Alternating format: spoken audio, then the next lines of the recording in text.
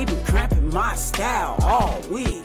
Craving chocolate trees, checking pants, checking seeds, sipping herbal tea and fight for menstrual equity. Sheesh. Hey, I kick Cramps ass. Kick Cramps ass.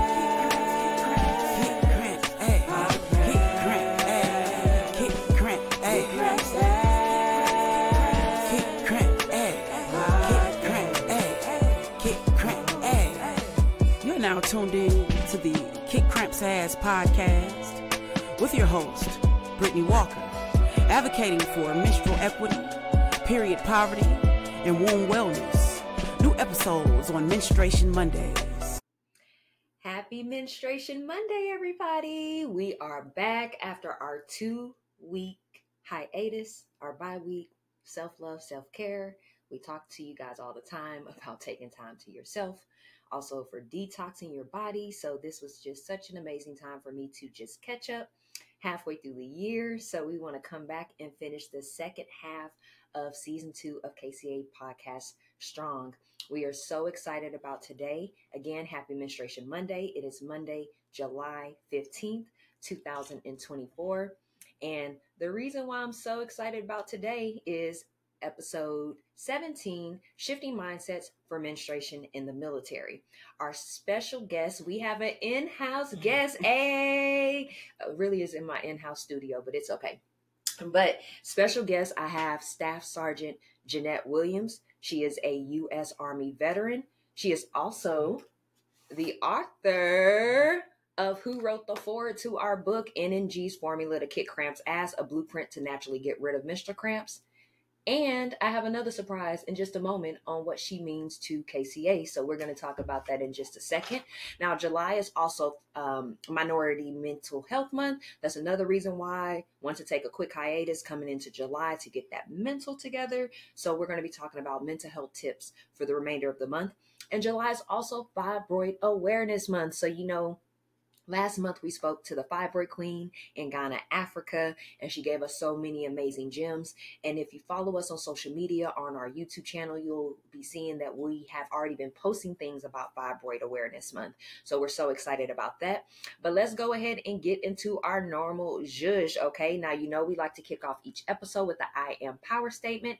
I representing inspiration, A representing affirmations, and M representing manifestations. And today's I am power statement is, I am willing to hear and understand information thoroughly before judging if the data is relative to me and my overall well-being. Ashe. All right, guys. Now, you know, we also like to do a quote of the day. So today's is, never limit yourself because of others' limited imagination. Never limit others because of your own limited imagination.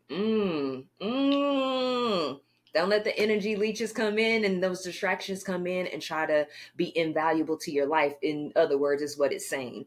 But that came from Mae Jemison. If you guys don't know, the first Black woman to actually go into space. So sorry, I'm really into aerospace and all of that good stuff, metaphysics, astronomy, whatever's in the universe. So I am all here for Mae Jemison. Now, you know, we always like to have a tea of the day, and you know, we always are sipping on our Cramp elixir. But today I was being extra. Instead of having the hot Cramp elixir, it is hot as hell outside. Here in Vegas last week, we got to 117, honey, but this week we're 105. So I decided to do a cold Cramp elixir.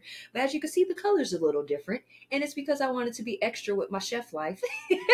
And add extra ingredients, pomegranate juice, we got orange juice, we got key lime, we got lemon juice. So we're going to go ahead and take a quick sip. You got yours? We're going to take a quick sip and take this quick commercial break, and we'll be right back with you guys, all right? Have you tried our bestseller, the Cramp Elixir? It's our herbal tea blend designed to reduce and eliminate menstrual cramps, PMS symptoms, and other uterine health issues that are hindering your day-to-day progress.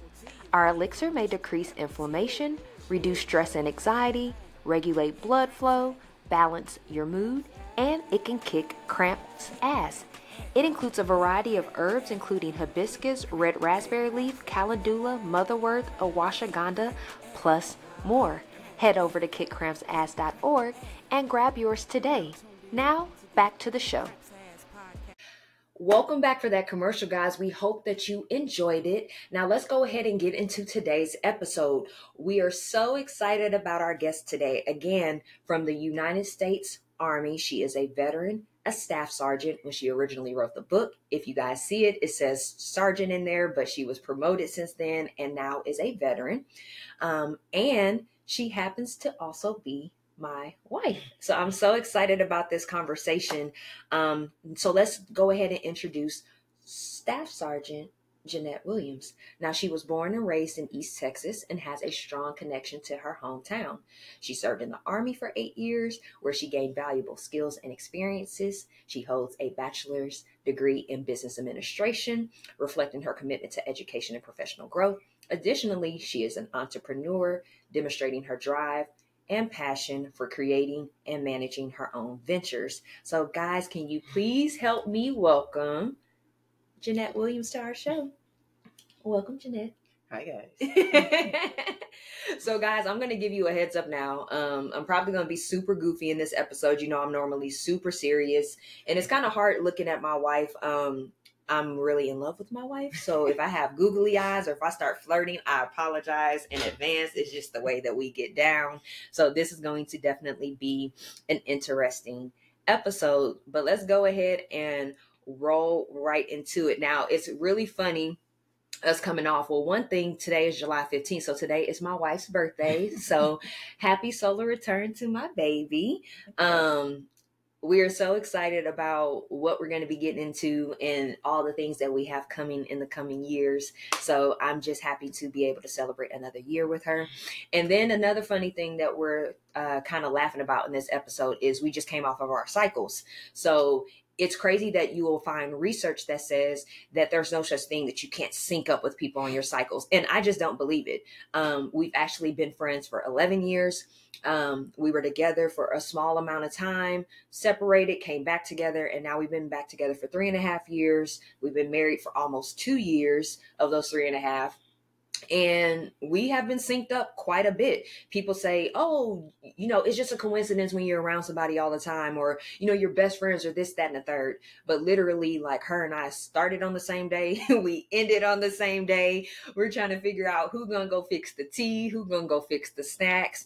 In addition to, in the past, I've had that with best friends and stuff. Like, we literally, me and my best friends used to start on the exact same day. So I don't understand why researchers say that there's no such thing as syncing up. Maybe I need to do my own research and prove that you can sync up with somebody.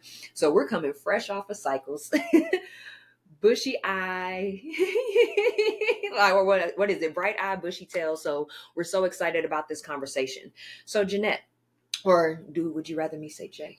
Jeanette's fine. Jeanette, may you please tell us more about your history with your menstrual cycle? Why are we even having this conversation with you today about menstrual cycles, managing that in the military, and what that does? So tell us a little bit about your menstrual cycle history.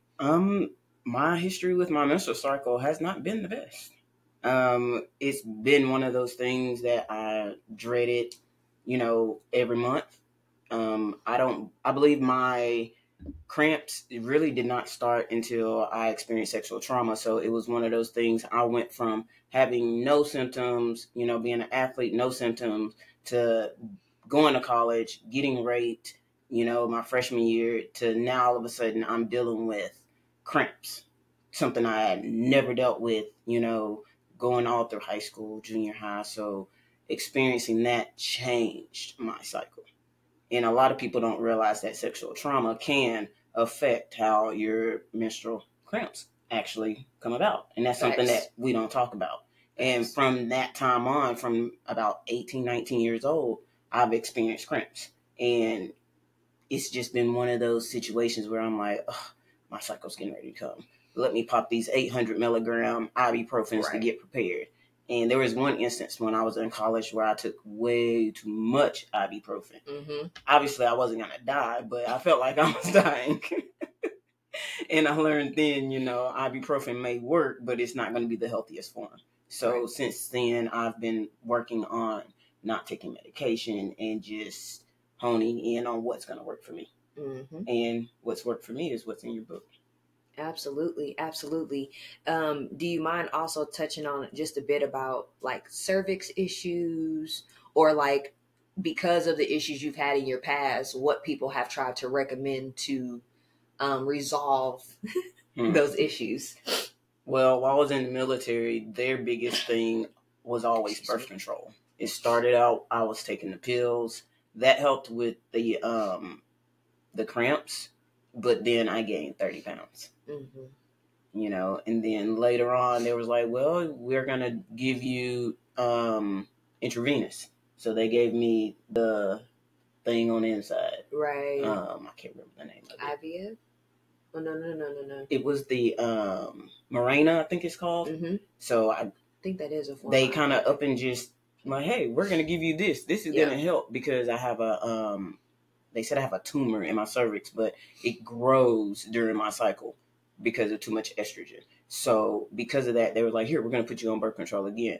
I didn't want to do it, but I have to exhaust my options. Being in the military, you have to exhaust all options for any kind of treatment.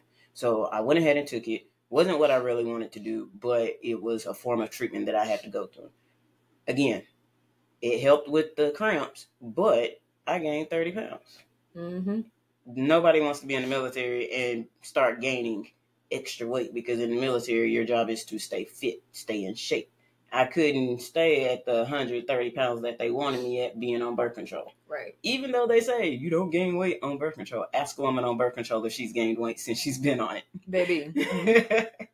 So that's kind of like what I had to deal with treatment wise. But since then, before I got out the Army, I removed the birth control that they had me on, started Pilates, and I've started seeing a difference not only in my body, but in my health and the way my cycles reacting to everything. Absolutely. Absolutely. And I think it's just a lot of people that are also suffering in the military. You know, they're going through all these things. And if you're being told by your higher ups, like, hey, you go to the emergency room or you go see your physician, and if they tell you this is what you do, then this is what you do. And you go from there. I don't think that there were many holistic options available. And we are noticing that even in not the military, if you're a traditional civilian and you're going to your OBGYN or you're going to the emergency room because something is going on with your cycle, more than likely they're going to give you some type of birth control. They're going to give you some type of medication to deal with the pain.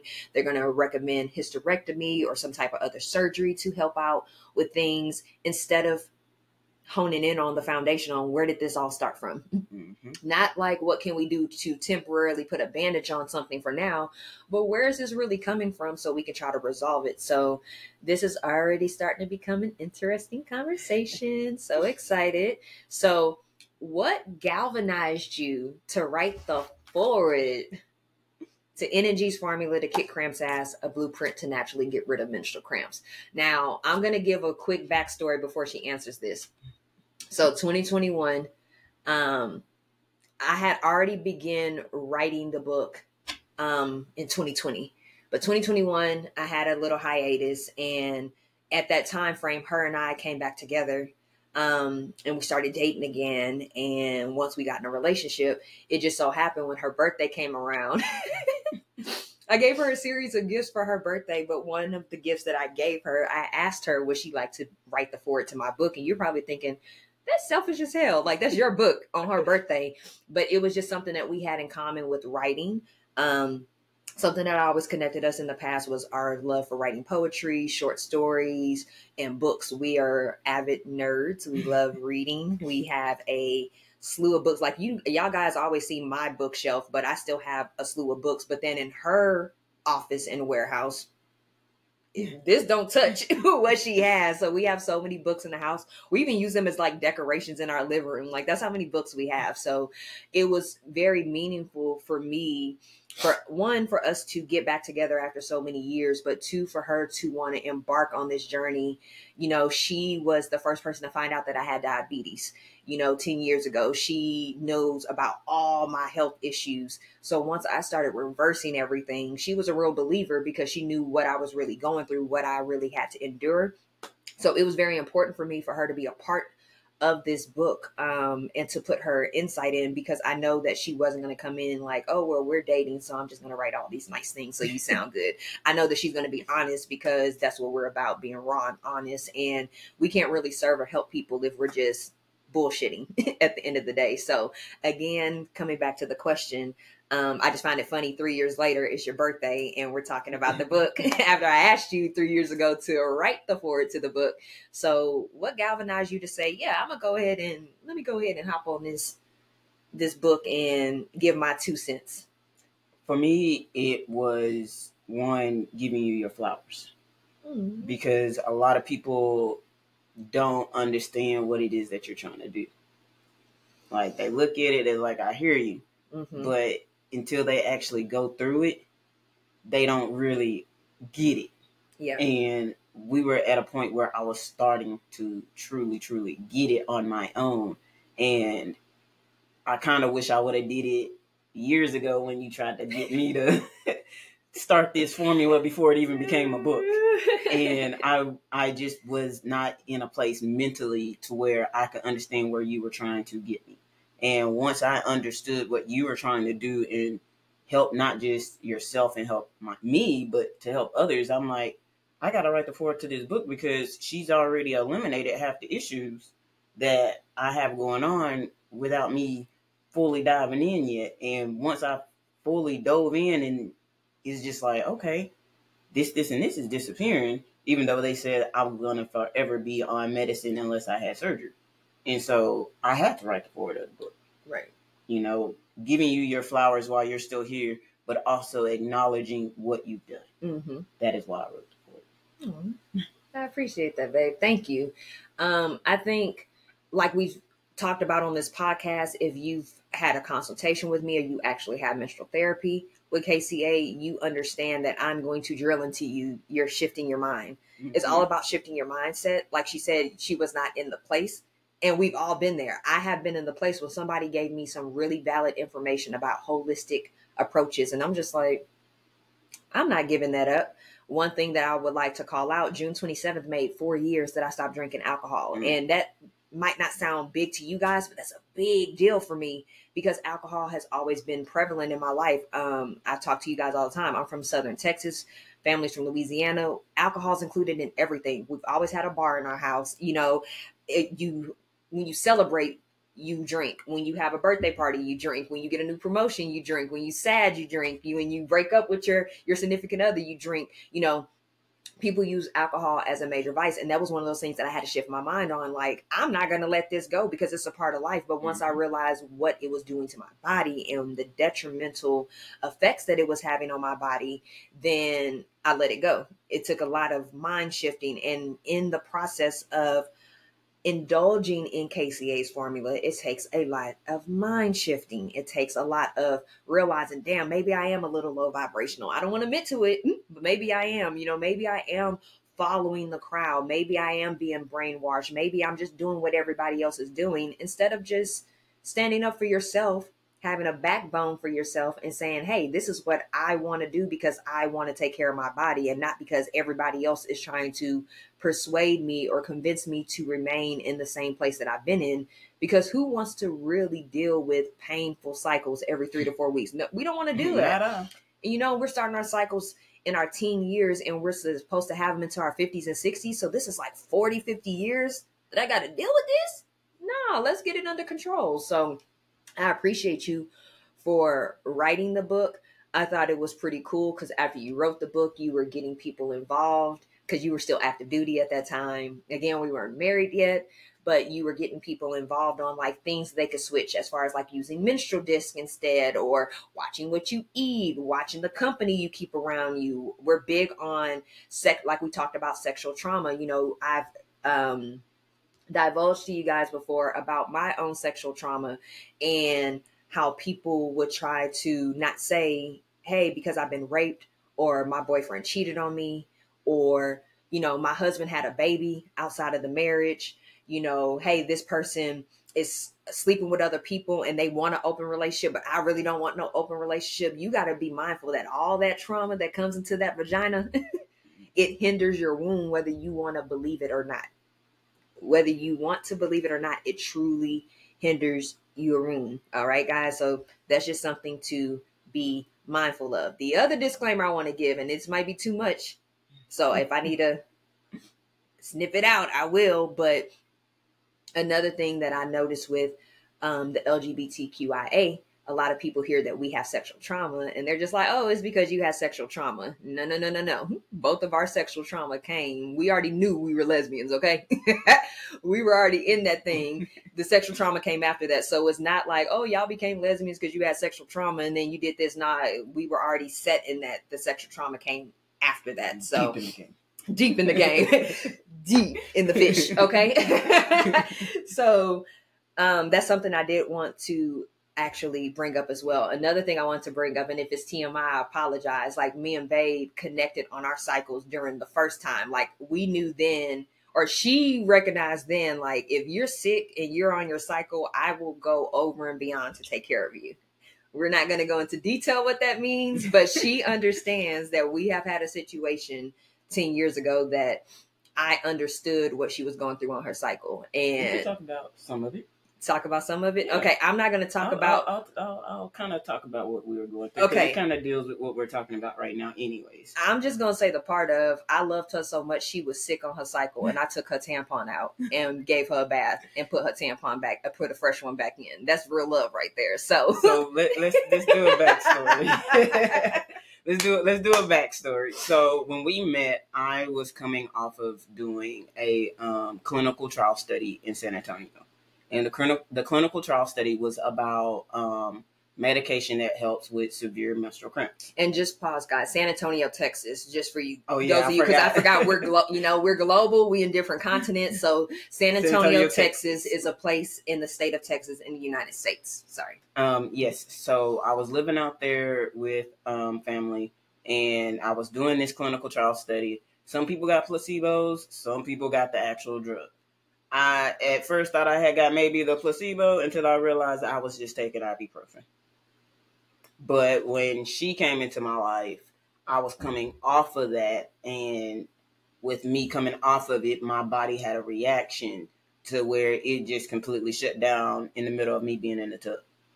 And it was that moment that I realized not only does this woman truly care about me, but she gonna be there to make sure I'm good.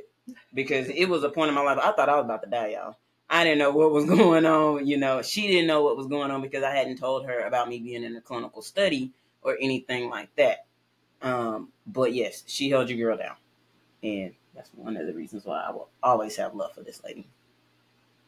Yeah, I can kiss you on camera right now. I can't be tonguing you down. But yes, that was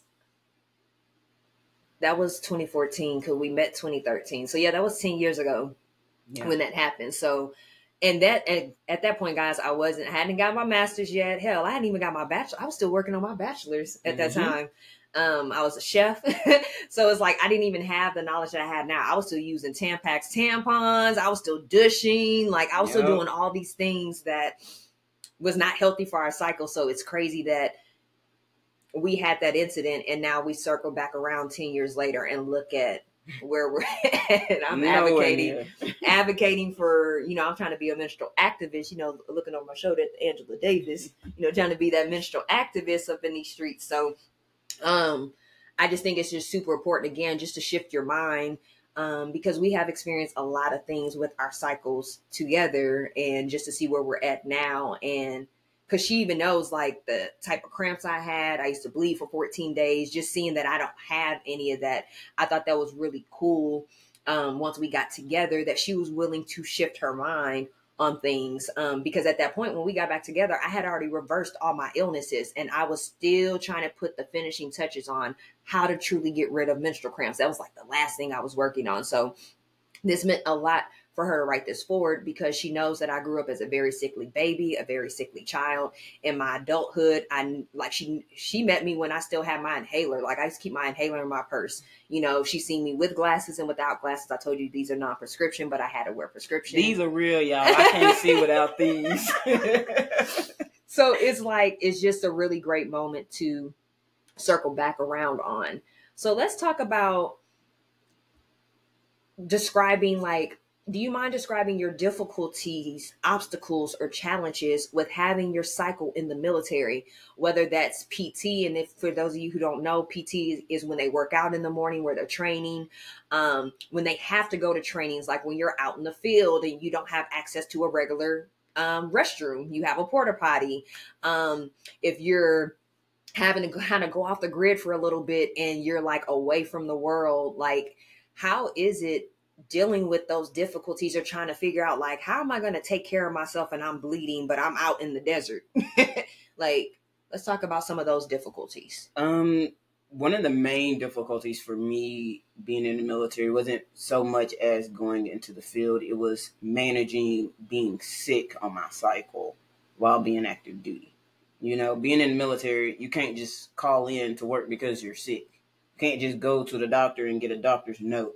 Like, you have to display severe symptoms for them to be like, you know what? I can see that you've been up all night, throwing up, being sick. You haven't eaten in days. You need to rest. Then I would get quarters. I didn't experience that until I went to Korea. And I actually had a male PA that was like, yeah, you need to take these couple of days and breathe. So I don't know what a PA is. It's physicalization.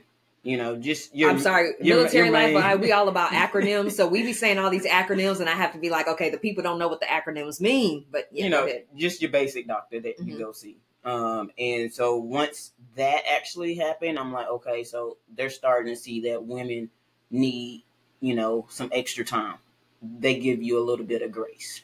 You know, when I went to Fort Hood, which is now Fort Cavazos, my leadership didn't understand the severity of my issues until I had to get extra testing done because of this, that, and the third. And they were like, okay, let us know when your cycle's coming so we can kind of work with you. You know, before then it was you okay? What's wrong with you? You looking a little sick. You okay? And it's like, you just have to suck it up and keep going. But when it comes to being in the field, it's one of those things you have to be over prepared. But when you're a female and you're in the middle of the woods, you're not gonna want to remove a tampon in a porta potty, or if you don't even have porta potties in the middle of the woods, what you gonna do with that? You know what I'm saying? Everybody know what a tampon look like, and it's gonna be like, oh, who out here dropping tampons? Right. You know what I'm saying? So it's like one of those things. Like, every female in the military, I don't care who you ask, they're gonna say they do not want to go to the field when they're on their cycle because they don't want to have to deal with the cleanup factor. Right. You know, and so having sanitary napkins and having tampons, even though they're not the best for you, it's what you got to do when you're in the woods. And that is like to swallow. Like when she was still active duty, let's see, you've gone to I think you've gone to the field maybe twice while we were together. Yeah, I didn't really.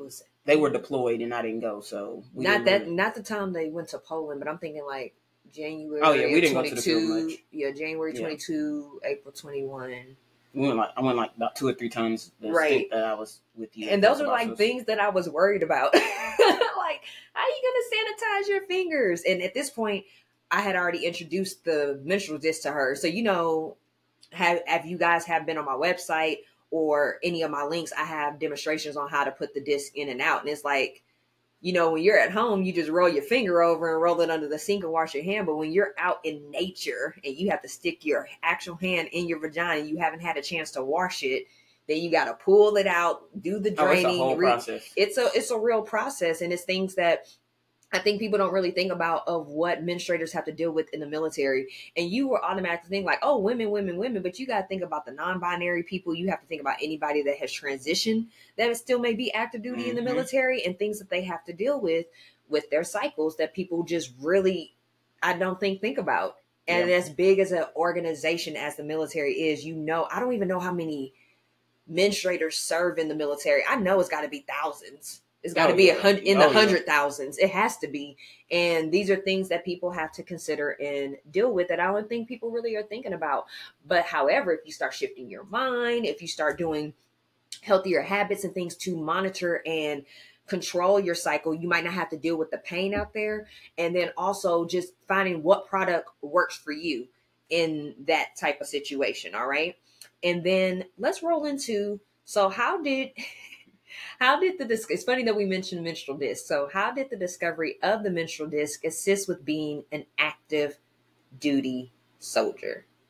Oh, it was life-changing. It made the day go by a lot smoother, not having to worry about overflow. Once I started using disc, I had a few female soldiers under me, and so it was like I want them to be as healthy as possible, because if you're a female, you've asked another woman a time or two, hey, you got a pad or a tampon, but I stopped using those. And in our uniforms, we had these little pockets on our leg, and I always slide about 1 or 2 discs on each side. You got to have an extra, because you never know when somebody's going to ask you if you got something for them. So I always kept an extra in my leg pockets. And I had a soldier ask me, hey, Sergeant, you got a tampon? I'm like, oh, I don't use those. I'm like, well, what you use? And I'm like, try this. And it started out with just one of them trying this, and then the next one, she came with her, like, hey, Sergeant, you got a tampon? I was like, I don't wear those, try this. And so after me sliding over, a disc or two to them, it became a thing where they started wearing discs, and I asked them, like, well, how do you like the disc compared to what you were using? They were like, oh, it's so much easier. It's, the cleanup's not bad. I can handle this in the field. It was one of them things that we all kind of learned how to work with the disc. Like, okay, if I'm going to have to do this, let me just take a extra canteen with me to the field so I can have it to wash my hands. Right. Keep a little bottle of soap on you so you can squeeze it and wash your hands when you get done. So that way you come out the porta potty, you good. And they usually have little hand wash stations, but they hardly ever have water. So you learn to prepare and have your own, And so once introducing the disc to them, they started kind of doing the same thing with the other female soldiers that they were hanging out with, at the junior level. So it makes a difference. Right.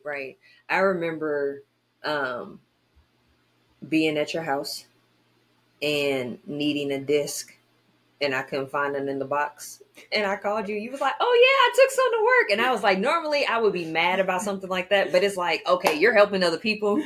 You're trying to put people on. Girl, I got one stuck in the, in my purse. Or, let me go ahead and put this order in so we can have a box for tomorrow. So I thought that was pretty cool. I pulled one out my pants.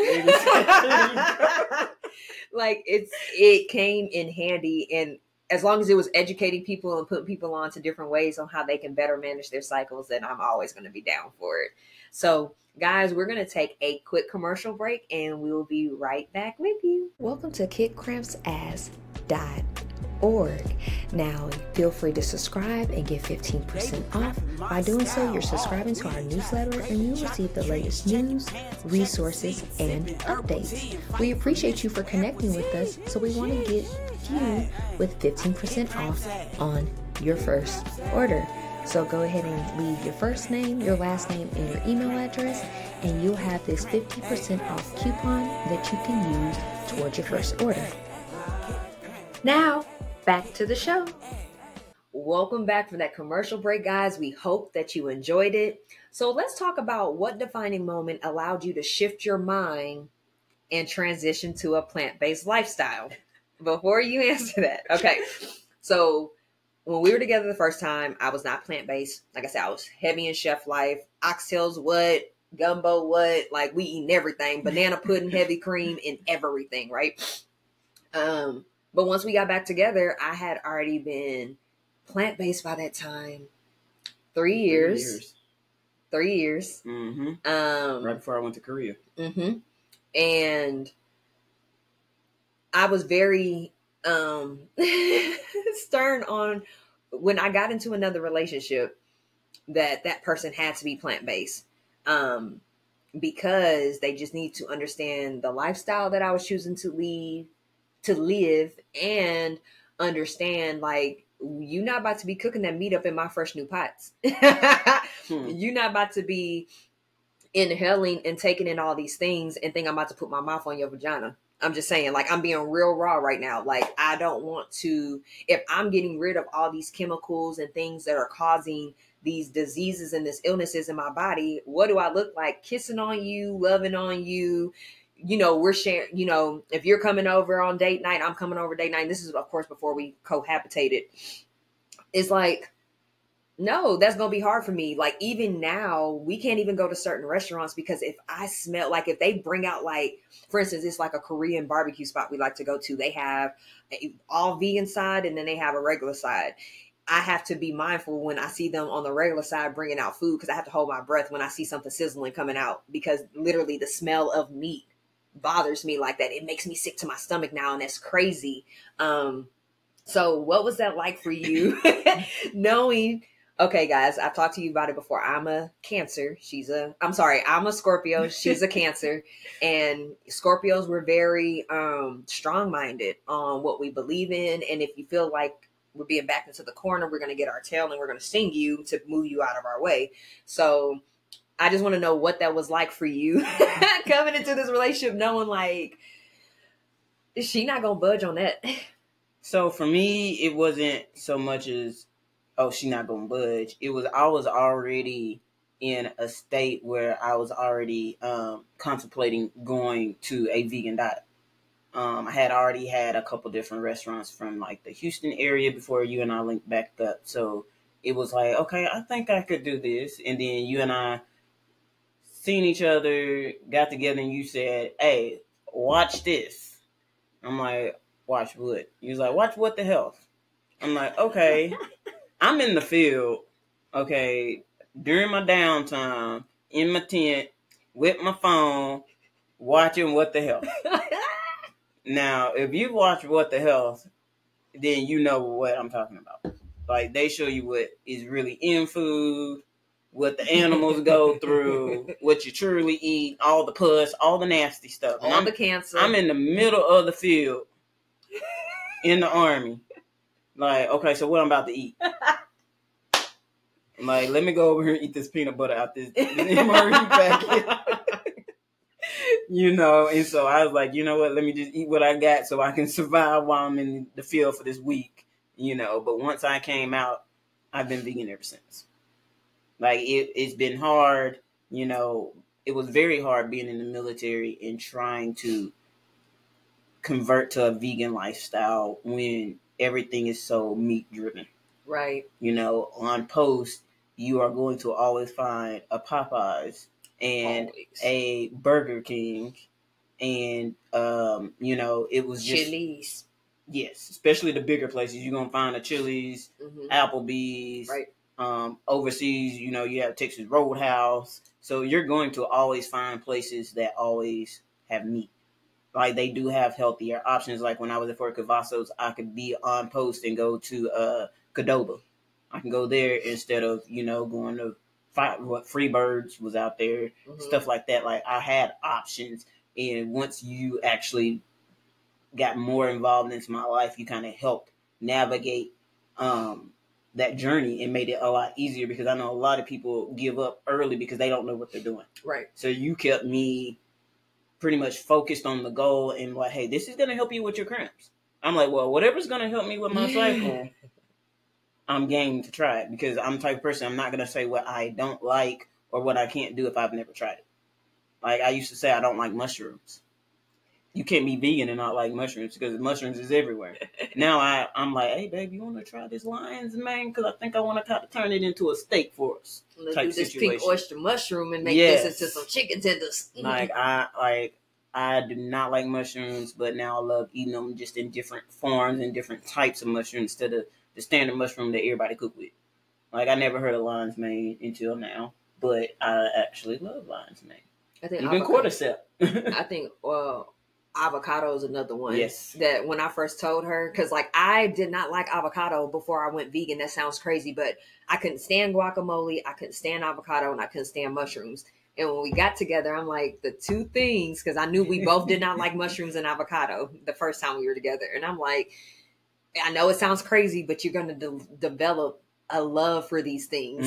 And the first year or so, she still wasn't messing with it. But now she's like, oh, she be coming out making her avocado toast in the morning for breakfast. I'm like, okay, your guacamole be hitting too. Telling you, when you find a love for something, there's nothing that's going to stop you from learning more about it. And since we've been together, I've learned so much, not just about being vegan, but about my cycle and knowing what to put in my body that's going to help. And I think with this recent cycle ending just a couple of days ago, we discovered that we're on the right path. Exactly. You know, and so with that, I'm like, well, if being vegan is going to keep me from throwing up for 4 days straight and not being able to eat anything or keep any liquids, not even water down, then I'm going to be eating these mushrooms and these damn garbanzo beans. Yep. I remember the first time with us getting back together, the first time she got sick on her cycle. Again, we weren't cohabitating then. We were a few hours apart and she was just so sick. And I ended up calling her. I was like, did somebody ring your doorbell? She was like, yeah. I'm like, I sent you some green juices. Yep. She was like, what? So then it's funny because in the book, she has a comment that she writes about the green juice. I'm like, look, you need to have this. I struggle drinking that green juice. I'm like, bro, you need kale, you need collard greens, you need ginger, you need turmeric, you need cinnamon, you need some spirulina in your life. Like, we need to put all these things. You need nuts, you need seeds. We're going to put hemp seeds and pumpkin seeds and dates. And it's just like, what? I didn't understand it back then. Like, what's all that? And it's just because, same thing with me. I didn't know about any of that. My mom and them weren't cooking with dates. Like, when I first saw a date, I'm like, this is an oversized raisin. Like, it's things that I just didn't know, you know, in childhood. So I love the fact that you transition. I even think about, because when we did first get back together, we went several weeks. It was almost like 6 weeks before we saw each other. And then when we had our first meeting, I was like, okay, I'm gonna take you to a vegan restaurant. And she was like, she looked at that menu. She said, just give me a grilled cheese sandwich. And I'm like, dude, you can get macaroni. You could get hot cocoa. You could get a fried steak. You could get, give me that. You know, give me they that. had chicken and waffles. Shout out to Spiral Diner. That location actually closed. It was a downtown location in Dallas, Texas. It's a location we actually got to see Erykah Badu at. Mm-hmm. Shout out to other vegans in the world eating healthy and looking good. Fine ass in her 50s looking great. Shout out to Erykah Badu though. Miss Erica Wright if you're nasty. But seriously, like she was just like grilled cheese and french fries. And I'm like, I had to play it safe. So then she had it and I was like, well, try some of mine. And I had like a barbecue dish with like broccoli, mac and cheese. And she was like, oh, okay, it's okay. And so then I was like, okay, let me go for what you like. Cause you know, we're from the South. I'm like, my baby like catfish. She loves banana pudding like I love. So then we went to vegan food house. Mm-hmm. So she started trying like Cajun food and she was like, all right, okay, hold on. We on to something. Then we found a spot called the Munchies. I hate that the Munchies is not open no more. They were in Dallas as well, but they were soul food, beef tips, catfish, anything Southern and Cajun. They sold it. They even had like infused fruit juices and dropping CBD and other things in their juices. It was like great. So once she got in the habit of eating things that she loved. I know my baby loves hamburgers, so it's a spot in Austin called Arlo's. Took her to Arlo's for a double bacon. Oh no, it was a regular bacon cheeseburger, barbecue bacon cheeseburger. And it's like, once she started, like I give advice to you guys, once she started eating the things that she loved, vegan, it's just like, okay, now I got my favorites. Now let me start trying the other stuff, because I can definitely say like, the first year we got together, I probably couldn't have gotten her to do a raw cleanse. Now we're doing raw cleanses a couple times a year, right? But before, she would have been like, what we going to do? Eat just salad? I mean, I like salads now, but back then it was like, okay, so now I'm about to just have a salad without my grilled chicken. Like, what the meat going to be? So it took a lot of trial and error. Even us going to restaurants, like, perfect example. We went to a restaurant, and I'm going to call y'all out. BJ's in Temple, Texas. Straight told us, we don't have nothing vegan in the food that we giving you. Everything, I mean, we don't have nothing bad in the food we giving. This is vegan, this is vegan, this is vegan. Just for us to find out like a year later, the dish that they were giving us wasn't even vegan. Man, I was tearing that bread up. I was like, so again, it's even hard to eat out. We don't even like eating at certain spots. Like if it's not all vegan, or we know like it's a fine dining restaurant or an established restaurant that we know, y'all know the difference between what's vegan and what's not. Because we'll still go to vegan, like places that say they're vegan. They're like, oh well, I add heavy cream into the Thai tea, and it's like, that's dairy. You can't give that to somebody that's vegan.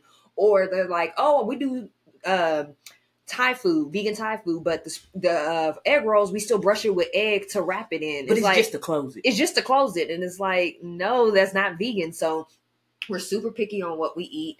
And I think you just notice a difference, like health, skin, endurance, like even working out. Yes, she was in the military. Yes, she's working out all the time. But even now, like we can get up and go run. Like we can go. Like yesterday, we hiked 2.5 miles. Then we came home and we did a 25-minute hardcore Pilates.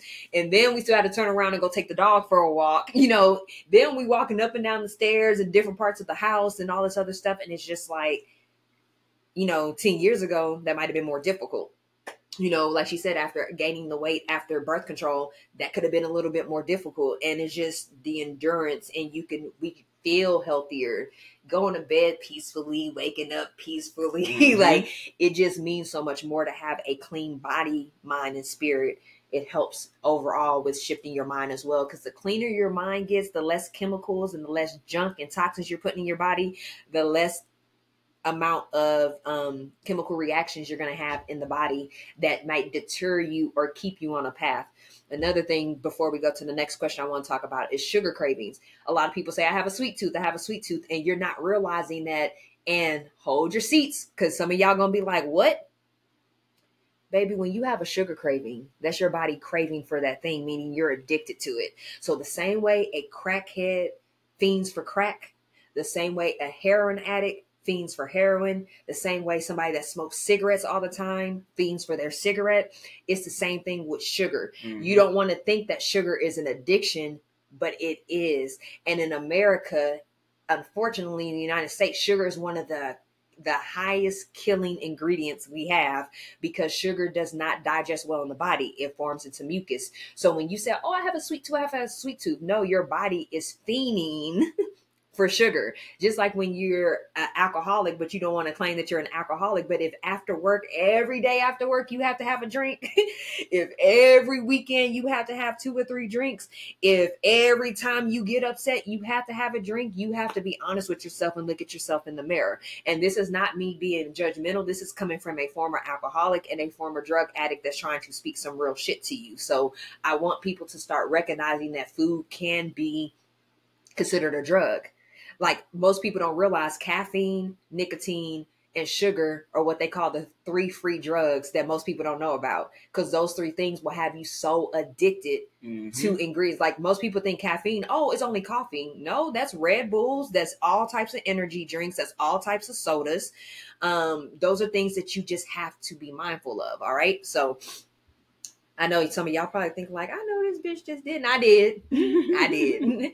So what changes or improvements have you noticed on your cycle since following KCA's formulas? So some of the symptoms you talked about before, like vomiting I've literally seen you down for 10 days and losing like 10 to 15 pounds because you can't eat nothing, but you're throwing up nonstop.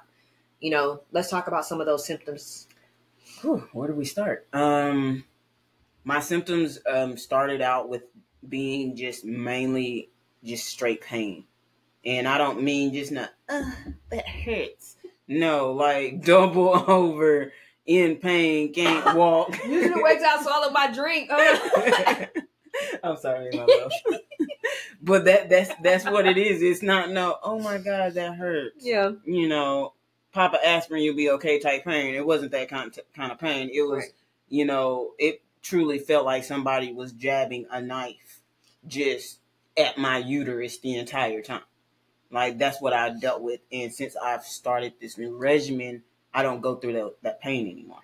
Like, that, once we started getting rid of the pain, things started shifting for me. Right. Paying attention to what I was eating started to have my cycle shift for me. One thing we realized with the growth of the tumor was that it was soy induced. Yes. So once we learned that I need to limit my soy intake, that changed how we were eating when we were eating out. Like you can be vegan and still eat bad food because you're eating, Impossible and beyond. You're eating stuff that's not good for you and it's full of soy. So when we decide we want to eat out and not cook at home, it's like, okay, so where do we want to go? Well, I can't have that because that's soy. So once I started limiting that soy intake, that pain went away. Facts. And just recently, we've been trying to figure out, one, why did I all of a sudden just started throwing up out of nowhere for days on end? Like that came once we got rid of the pain. Right. And so we, again, started clocking what I was eating and what was causing the pain, because the only real bad symptoms I was having on my cycle was the throwing up for days on end, and then, the pain. Got rid of the pain. Now we've kind of started getting rid of that throwing up. I ain't gonna say kind of started. Well, we did, because I didn't throw up this month. So that was like, okay, so what did we do? Mm-hmm. So we look back and see, what have I been eating? What did I eliminate? What did I add? Right. We got rid of the soy that was in the processed food, and that made a world of difference, because I don't choose my favorite dishes that are beyond or impossible. I eat my burgers. If I'm going to have any kind of a burger type situation, it's going to be a black bean quinoa type situation. Mushroom, lentil. Yeah, or mushroom and lentil. So, because it doesn't have that extra soy in it. Right. And so once we figured that out, I went from having, I think the first time I started throwing up, it was like 7-8 days straight. And then it went down to like 5 to 6 days. Then it went down to 4 days. And then this month, by us monitoring what I was eating and drinking, watching my sugar, make sure my body temperature was good and everything like that, I didn't get sick, which was a huge revelation for us. So dealing with those symptoms and learning how to handle them and paying attention to my body is what helped us, through the guide, get rid of what my body was going through during my cycles. You hit the nail on the head on so many gems.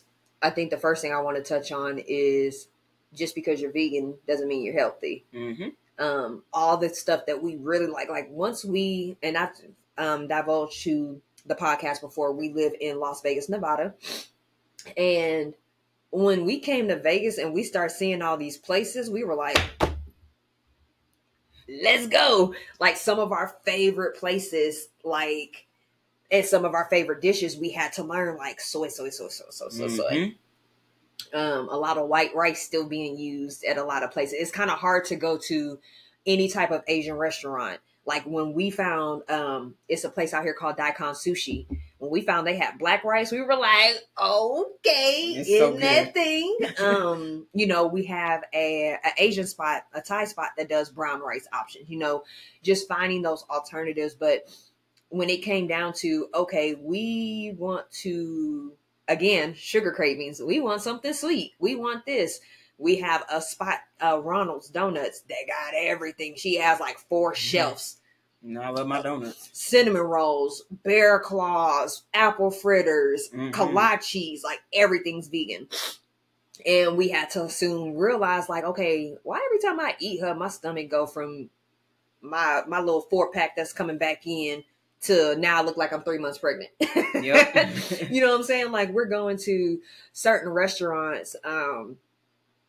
I hate to say it, but it's a restaurant called Modern Vegan. They have so many good foods, but the thing that I love, I have like a crab cake dish there. I have popping jalapeno poppers there, and it's so good once it's going down. But the next day, when my stomach is just like, your body will always tell you, like, you didn't put too much of something or too little of something. Is something I've talked to you guys for both seasons now. Your body is going to let you know. You start having acne, you might break out, you might start getting headaches, you start having things happening to you. You're like, why do I have a headache all of a sudden? Or why am I a little bit more bloated? And you're not really registering that, hey, I ate this yesterday or I ate this earlier today and my body's now reacting to it. So I think that's very important.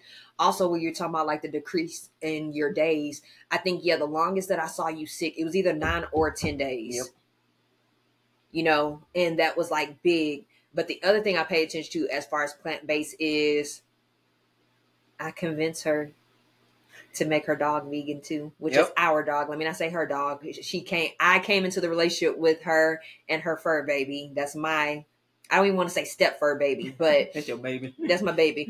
But it was something I even started coming to her about, like, let's start feeding Chanel this. And I always make the joke, like, me and Chanel had a moment the first time I cooked like homemade food for her. I made her some New Orleans style red beans, and it's just the look when she bit into it and looked at me and was like, "You can stay." Like, girl, this is what you be eating in that bowl. So it's funny now because when I cook beans and she starts smelling it, she thinks like, "Oh, we all about to eat." Like, y'all not just getting that out. We about to get that. But we even noticed the difference in her. She was already energetic. She's a Chiweenie. So, you know, Chihuahuas can be very hyper, but she's very energetic. Like, we can go run for a mile and she can run with us. With a smile on her face. With a smile on her face. And like, why y'all stopping? Y'all old. Like, I want to keep going. Like, y'all knocking on 40. I'm just 3. You know, like, come on. The other thing we noticed is like the change in her coat. Like, she's chocolate brown and white, and the white in her coat, her fur is just such a fluorescent, beautiful white. She's she's alert. And the thing that we laugh about is like when we travel, where we don't take her, she typically goes with us everywhere we travel. But if we're going out the country, extended time, or we're just trying to have us some me time, she has a dog sitter we go to. We take her to her Nana Rhonda, and we have to be mindful of even doing that because we noticed, like, if we take her, or even when we were still in Texas and we'll take her to like her best friend's house or something, the other dogs like her food. They looking like, hold on, we getting kibbles and bits and you getting homemade food. Like, she gets homemade food. Like, we cook all of her food. And it's now not just her food, her treats. We went from, I'm like, babe, don't give her water out the faucet. She drinks spring water with us. And now she done got bougie because one day I didn't have that much water and I was going to the grocery store.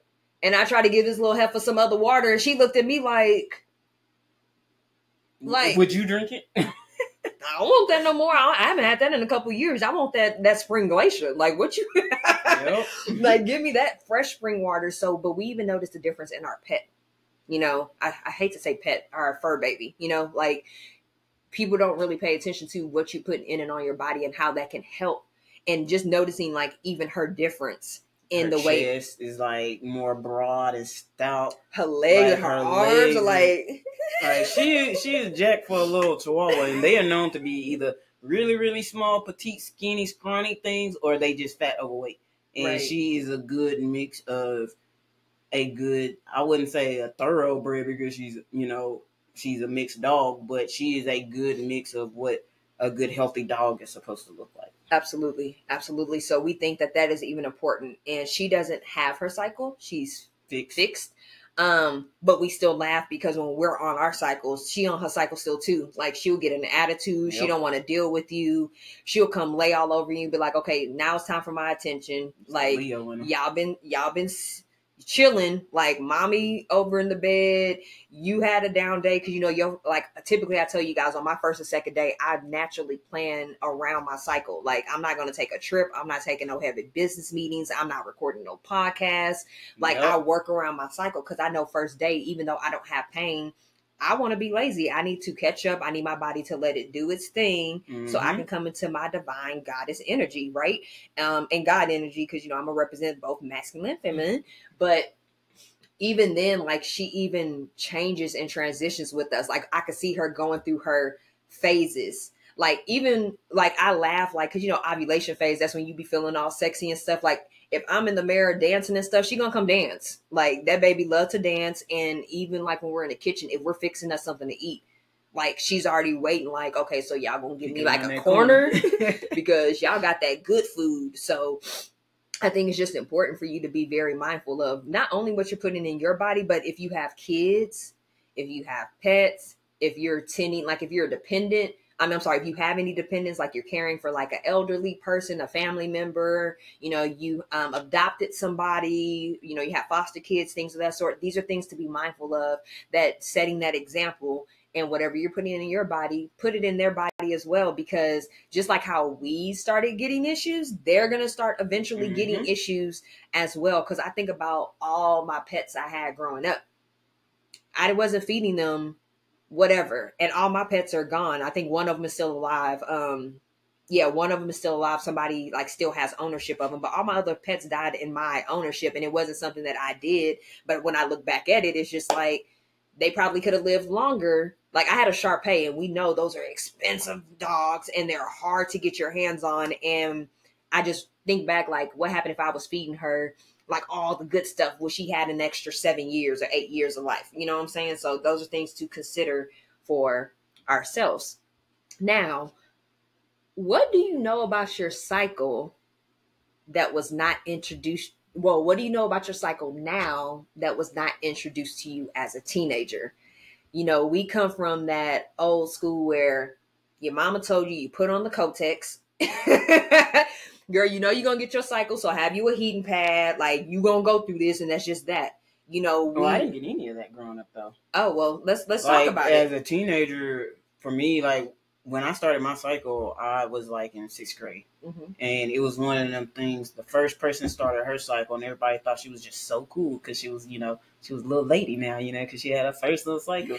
But it was one of those situations where you're nervous, you don't want to ask nobody anything, and so you like, roll up some toilet paper until you get home to figure it out type situation, you know, because you in PE, you don't know what you're doing. 6th grade, you ain't never, mom didn't really talk about it, you know. Right. But what I wish I would have known about my cycle growing up was learning how to manage the hot and cold symptoms. Because I go through heat flashes.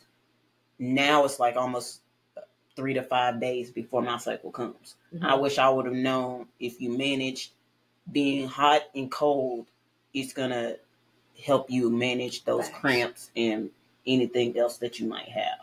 Like, I wish I would have known that growing up. I guess because I didn't have cramps as a teenager, you know, until like 19. It was like, I didn't know I needed to put on a pair of socks just because, you know, I might feel like I'm not cold, but my body might be cold, and getting cold causes you to cramp. Right. And so I wish I would have known that. Yep. We have that in the book too, guys, a chapter about getting too hot and too cold. Most people will say, well, I have hot flashes on my cycle. And sometimes you still have to manage that because you can have heat-induced issues, which we've had a podcast episode on. And she's witnessed me have that, like me getting too hot and to the point where I'm about to pass out or I'm about to throw up because I'm just so hot on my cycle. And it's not even hot in the house. Like, it's cool in the house and I'm still like, but then again, most people have the issue with being too cold and they don't realize it. Your body loses a lot of iron, potassium, and phosphorus, and magnesium too while you're on your cycle. So keeping socks on, keeping your body warm, not wearing crop tops, like even in like going to bed at night. Like typically when I go to sleep at night, I don't wear anything. I'm very free. But during my cycle, I'm going to have on, girl, I will have on like this. I have this Victoria's Secret nightie that I've been having for the longest. It's long sleeve and long to my knees. See, and you know what time it is. Right. You already know what time it is when that come out. Then I have tights that I like to wear, specific socks. And it's like my favorite socks are like her military socks. She got me these military socks that are so good, but then she got me a specific pair that's like, it's meant to keep like your legs warm. So she already know when them pair of socks come out, I just started my cycle. Yep. Trying to manage that, because once you manage that, then you're good. And then like we talked about before, iron is a leading deficiency in the world. I still can't wrap my head around, well, how is that a leading deficiency when you're supposed to be getting all the iron you're supposed to get out of meat?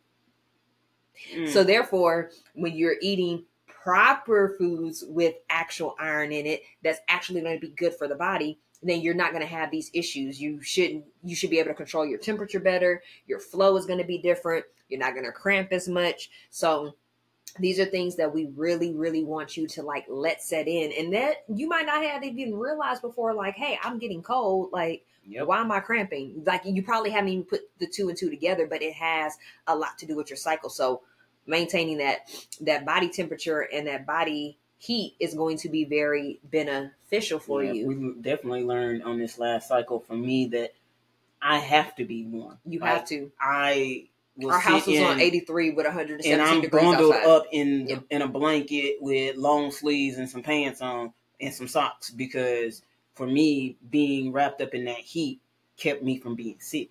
And so we learned just a week ago, I need to be warm. I looked at my big toes and they were purple. I'm like, I didn't realize I was that cold. Let me go put some clothes on. Right. So. And it wasn't even, like we said, it wasn't cold in the house. It just felt like that. Yep. And I know the way that our house is placed, the way that the sun rises and sets, we're actually lucky at the way that our house is, because the sun doesn't directly beam onto our house in the areas that where our offices are, our master bedroom, all that other stuff, right? But even this past week being on our cycle, it was crazy because we literally had it like 83 or 84 degrees in the house. It was 117 outside.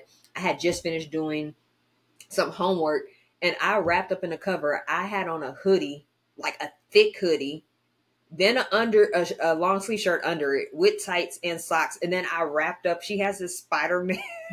Thick Korean she got blankets. this thick blanket she got from Korea. It's so thick, guys. And I'm like wrapped up in it. And I took a nap.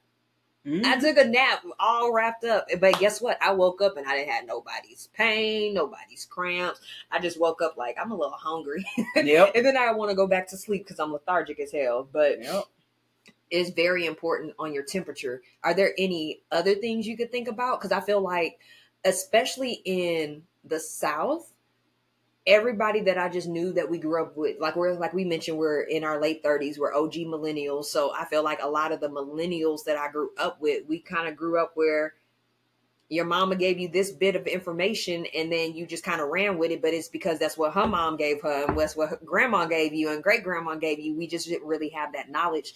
Besides being cold, is there anything else you could think of? Maybe like products or things to be mindful of, sexual partners, sexual activity, hygiene. I think a lot of people don't pay attention to hygiene too, like wiping that's front to back instead of back to front. And that's something I was talking to you about the other day. Is like, so when we going to go get another Yanni thing? Because I don't think I've done one since we left Texas. Yeah, I've been kind of spoiled because we had our Korean lady that we love that did our Yanni scenes back in Dallas, Texas. We have not done one since here, which is still a good thing though, because that just shows how much we've improved, that we don't even need Yanni steams like that. But it's just good to get a Yanni steam because people don't realize that on the inside of your uterine walls and your vaginal walls, that blood gets stuck, that trauma gets stuck, negative toxic energy gets stuck, whether you want to believe it or not. It can start messing with your chakras. Now, even though your root chakra is what keeps you grounded, your sacral chakra is actually where your wound is. So if that chakra is thrown off a bit, are not in alignment, that can have an effect too. So I think it is important to cleanse out your walls because the Yanni steam is in I said, babe, I want to take you on a date. I've been doing this thing called Yanni steaming for a couple years, da-da-da-da-da. And she was like, okay, when we got there, she already looking like, wait, first of all, I got to get naked. I got to walk around these random people and I don't know them and I got to be naked. Okay, let's go. Yeah, we went to a Korean spa and had it done. So if you have not been to a Korean spa, once you go in the back in the locker room and you take off your clothes, you're not supposed to wear clothes in the back area. Nope. If you come out into like the common areas where men and women can be together and kids and stuff, then you're supposed to have on clothes. But when you're in the women's locker room area, and that's where they have like the massages, the Yanni steams, the mineral pools, where you take showers at, like you have to go. And then like before you do all this, you got to go take a shower first to wash off all, if you have on moisturizer, oils, anything, you got to wash all that off. Then you come. So then, of course, me, I'm like, okay, like, we're lesbians, like, you're okay, like, we're former athletes, like, come on, like, a locker room, what, like, whatever. But it's kind of crazy, when you're a grown person and you haven't been naked in front of other grown people besides the person you've been with, or maybe, like you said, battle buddies, soldiers, or athletes in the locker room. It was like, whoo. But the mugwort, the motherwort, calendula was the basis for our Yanni steams. And after getting our first steam, I think you actually enjoyed it. Yeah, my lips didn't get too hot. We talking about the mother lips. It was a very interesting thing, and I'm glad that she did it. I had never done a yoni steam with a partner before, so it was pretty cool for you to indulge in that with me. But yeah, I think that was a pretty cool experience as well, because yoni steams is something I had never heard of until like 2017 was the first time I did a yoni steam, and I had never heard of it. And I didn't know what I was getting myself into.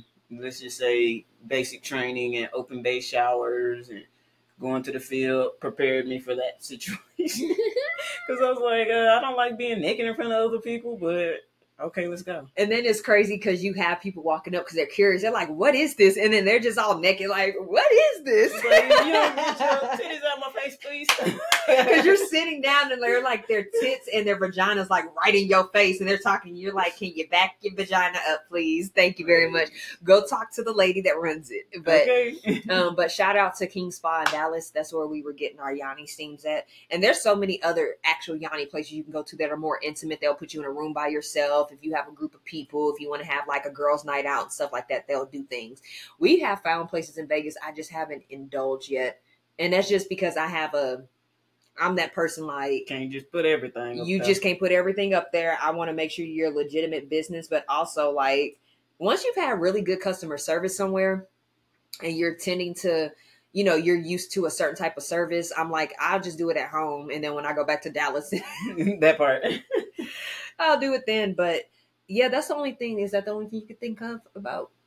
I think also with just us creating like our own products and stuff, that too has helped. You know, making our own toothpaste, making our own mouthwash, making our own moisturizer, deodorant. So, you know, as tedious as it is, laundry detergent, as tedious as it is, knowing what we're putting on our body, you know, lets us know what's in our body. Correct. Because if we're just using all these other products and we don't know what they putting in them products, we putting all those chemicals still in our body. And what's the point of living in a clean life and eating healthy if you're still adding those chemicals into your body?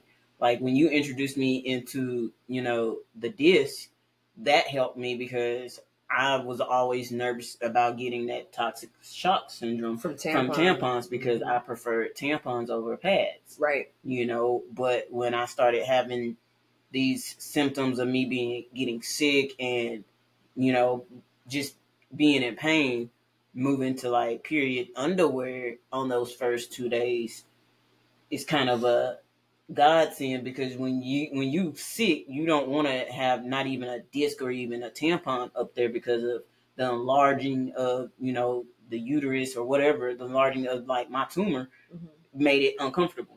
So having something that I can just free flow for those first 2 days at least was, you know, a godsend in a sense.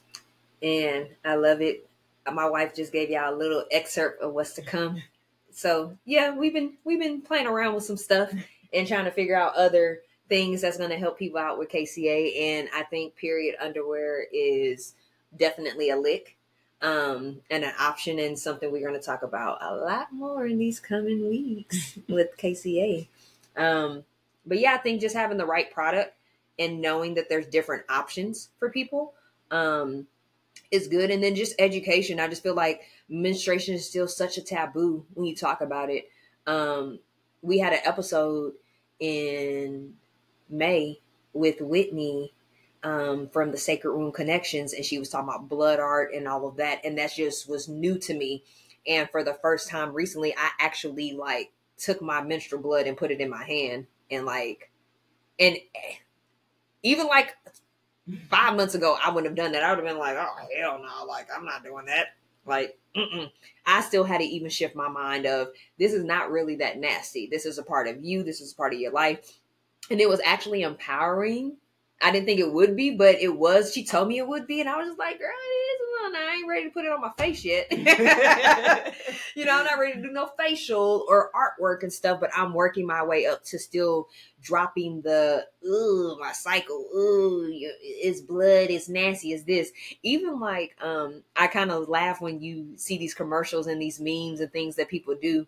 And even if they get like a piece of blood, just even right here, it's just like, blood on my hand. It's like, girl, it's coming from you though. Like, it's just like shifting your mind. And I think just once we're more educated on the menstruation process, then I would love to not have people turn their nose up being a menstruator. Like, even us being menstruators, we still turn our nose up because we just think it's just so dirty and nasty. And it's really, like we said before on a previous episode with Moonian, it's a rite of passage. It's very powerful for menstruators to menstruate. So that's that. I do want to ask, do you have a regimen or ritual to prepare your menstrual cycle with? Now, we know she go by the formula and living in a household with the person that made the formula. I know you probably have it easier than some of these other individuals because you have me right here kind of. But I still feel like in these last few years that we've been back together, you have taken lead on a lot, and you have, like when she was saying making products, my babe makes mostly all those products. Like, I'm the one that's like, babe, like the soap is too strong. Like, I can't put it down there yet. Or, like, let's rearrange this or let's do this. Like, she's the one that's like curating and cultivating everything. So what is your regimen? Well, I used to didn't have one. Yeah. It used to be, okay, my cycle's here. Let me go get this bag of spicy nacho Doritos, some grandma cookies, and, a Welch's grape drink or something, It just... That concentrated juice. Girl. That Lord's Supper juice. Girl. And so it was usually just that, or either I'd get a payday and a Coke, That used to be my thing. That's what I used to do for my cycle. But now it's, okay, so am I going to have a good cycle? Before this previous cycle, it's like, okay, I can tell that my cycle's coming. So let me go ahead and, start making sure I have the clothes that I want to wear prepared. Let me make sure I got those thick socks that I want to wear, for my cycle. Let me make sure I got those clean. Right. Like, I'm making sure that I have what I need to stay warm. I'm making sure I have my tea ready, because usually I don't feel like doing anything when I'm on my cycle, and now it's like, okay, so what's going to be my new routine? Am I going to just continue to drink tea? Because at one point I couldn't do anything on my cycle. Right. And so I didn't didn't really have a routine because I couldn't eat anything. I couldn't really move. And so it was just sleep. Sleep was my routine. Right. Sleep and stay warm was my routine because I couldn't keep anything down and I wasn't eating anything for, a week, basically. Mm-hmm. And so now my routine is, let me make sure I stay warm. Let me make sure I'm not eating soy-filled food before my cycle comes. Let me make sure I'm eating injera bread, having African or, having Indian, just eating Saffron. Healthier. So that's my regimen. It's eating healthier and not putting the stuff in my body that's going to make me sick. Right. That's my regimen. And we do really big too, since we track our cycles. Like, I'm telling you, when it's vacation time, I'm like, babe, okay, we go on a vacation, March, July, September, November. What's your cycle on them days, on the months? Like, we would even like say, okay, it might push down a little bit. It might move up a little bit. So let's make sure we do it like 2 weeks before then. Mm-hmm. Like, we literally plan everything around, but we make a conscientious effort that week leading up to, since it takes your body roughly 48 hours to digest and absorb their foods. We're making sure like ample amount of leafy greens, ample amount of nuts and seeds, all these womb friendly foods we're always talking about and we're promoting. We're trying to put all that into our body leading up. We're already trying to do it on a daily basis, but we're just trying to make sure that we have enough, because once that body starts shedding the lining and start releasing those eggs that didn't fertilize and that blood starts coming out, then that's just so much nutrients that's being lost in your body. You want to make sure that your body has enough in there so that when you lose that you still have enough to maintain your levels. So like we said, you can maintain your temperature.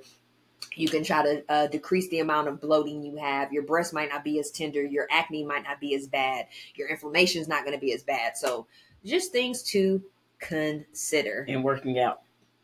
Working out is super, super, super important. We're so excited.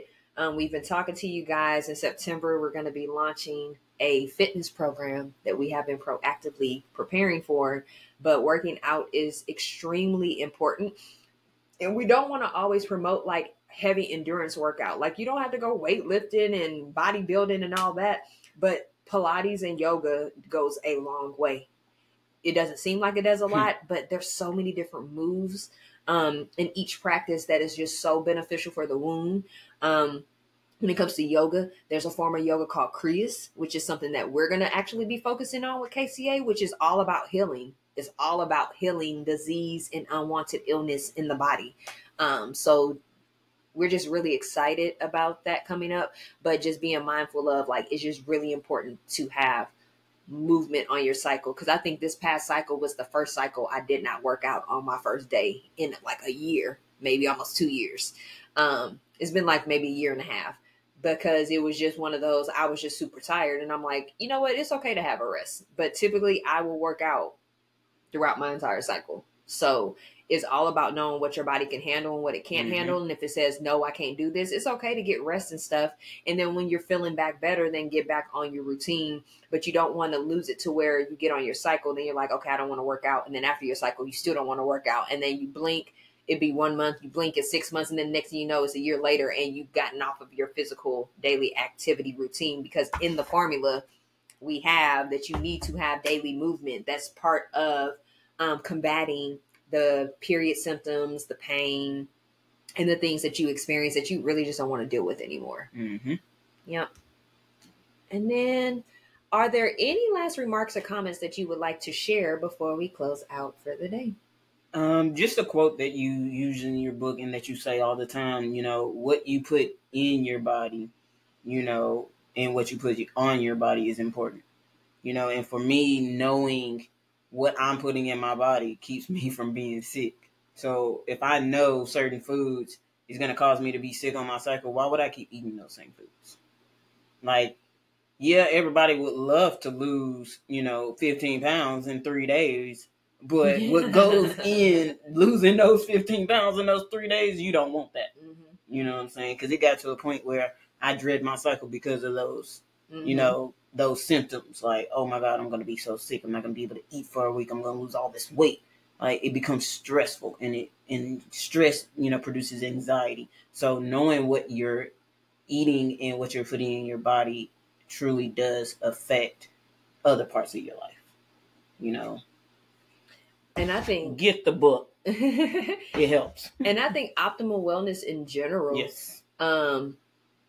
Physically, we're talking about food, but spiritually, if you're religious, cool. If you're spiritual, cool. If you don't do either one, cool. But just finding your sense of like inner power, Yep. and inner being. If you want to pray to God, Jesus, Mary, you know, Allah, like whoever you believe in, just finding your inner power. I think emotionally, food has to do with that, keeping those chemical imbalances. When you're in your cycle, you're going to become emotional. It's a part of the hormones, but it's also a difference if you have a regulated, natural regulation in your hormones. It won't be as bad on your cycle, you know? And then mentally, with it being Minority Mental Health Month, it is very important to pay attention to your mental health. And a lot of people don't realize, like, other uterine ailments like fibroids, endometriosis, PCOS, a lot of those are stress-driven things. So in addition to the food that you're eating, in addition to the alcohol you're consuming, in addition to the your hygiene, your sexual partners, stress also contributes to those things. So you want to be mindful of not being overly stressed out or allowing like invaluable distractions or things that really don't mean shit at the end of the day to hinder you. Because when you're stressed out, your body tenses up, and then that can cause the tumors, the fibroids, the reactions you're having in your body, the inflammation in your endometriosis, you know, even menorrhagia, something that I had to pay attention to. I'm bleeding for 14 days. Literally one day, I told you I can go through like 7 pads and like 6 tampons in one day. One day. Some people could do that in 2 to 3 days. And it's because of everything that I had going on, what I was eating, me being overly stressed, all these things. So these are just things that we want you guys just to be mindful of. Just pay attention to your overall health. But when your wound is together, like the rest of your body, that's like a sign that the rest of your body is at a great wellness spot. Like, that's real true tea. Mentally, physically, emotionally, spiritually, you're at a good spot. And then for me, I feel like you're financially good too when your womb is good, because you're not having to pay all these co-pays. You're not having to go buy all these prescriptions. You're not having to go do all these extra treatments and things that you need to do to try to put a bandage on your issue versus just resolving, preventing, or eliminating it. Then that's going to save money in your pocket as well. And then that gives you more time to have self-care, self-love, travel, go do what it is that you want to do with your life, honey. But yes, that is going to be it for now. So we're going to take a quick commercial break, guys, and we'll be right back to wrap up. Now, navigating to our resource center, we want to give you guys access to all these complimentary resources that we have available for you.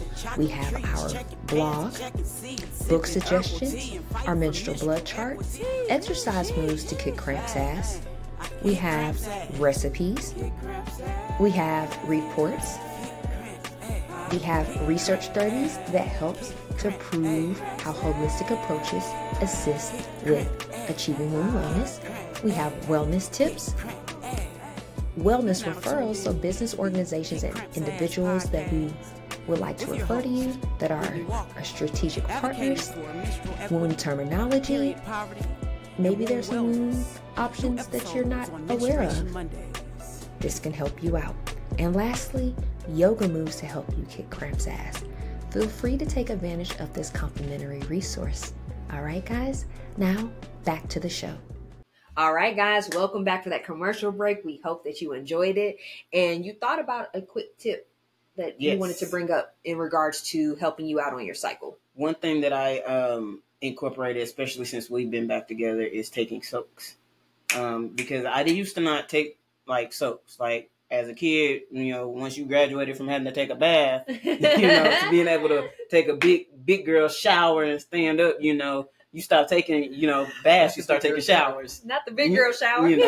And so I found that, taking soaks on a regular and, on my cycle especially helps. Like, that's usually where I get myself under control, and I will start my cycle with a soak, and I like to try to end my cycle with a soak. Y'all know how I feel about my soak, honey, and y'all know y'all can go cop that Goddess Bath Potion on our website, which is a great remedy to help you soak in, and it gets the womb all nice and cleaned out for you and everything, get you regulated. But yes, taking bath soaks are very pivotal, and it lets you get in your goddess mode. It lets you get in your God mode. Like, you just need to be able to submerge your body in water, because that heat not only will help regulate the temperature in your body, but literally having your body submerged in water is a natural healing agent within itself. But it just does so much for the cycle for you just to be able to submerge yourself and kind of get everything regulated.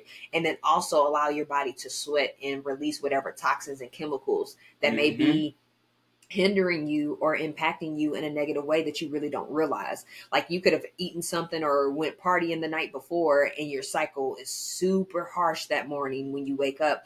But then you go take a soak, and it can help you try to release and get rid of some of those things that are causing those effects in your body. So yes, taking a bath soak is amazing. Now, news, announcements, and events. Again, it is the month of July. We're just so excited to be advocating for Minority Mental Health Month and for Fibroid Awareness Month. Okay, guys, so keep up with us. Be sure to participate in our listeners' mail. We're still accepting it, so feel free to comment on this episode. If you want a more personalized experience, you can email us at contact@kickcrampsass.org, and that will be listed in the description of this episode. Now, to recap, guys, we talked about shifting mindsets for menstruation in the military, tips that other affiliates and personnel in the military can participate in to help them on their journey while they're in the field, and things that they can start practicing to make their menstrual cycles more manageable. If you would like to connect with us, you could definitely sign up for a free consultation, and we'll be able to help guide you and give you advice on what you can do. Or if you would like to actually pick up on menstrual therapy services, we'll be able to offer that for you, as well as we have various packages to help you out. We have our base coaching package. We have our actual menstrual therapy package where we include like nutrition plans and makeovers. And then we have our ultimate package that has all of that plus fitness, plus accountability, plus everything personalized just for you. So we're so excited to offer that to you. Now, be sure to like this podcast, share it with somebody that you feel like could resonate on your favorite platform. We're on Apple Podcasts. We're on Amazon Music. We're on Spotify. We're on YouTube. We're still on Google Podcasts while they're operating. Google Podcasts is getting ready to go away at the end of this month. But we're just so excited. So again, share it with somebody that you feel like can resonate with it. Also, be sure to subscribe to our YouTube page because we have additional content that could be helpful for you in regards to this episode plus other things. And then be sure to subscribe to our website because not only do you get a 15% off coupon that you can use at our KCA store, that is a coupon that you have indefinitely, one-time use, but it also helps you to keep up with the latest news, events, and resources that we have going on as we actually release weekly newsletters. All right, guys. But if there's not anything else, we want to manifest a positive, productive, and peaceful menstrual journey ahead. We want to send gratitude to all of you for tuning in, and we hope that you enjoy the rest of your Menstruation Monday and have an amazing rest of the week ahead. Peace.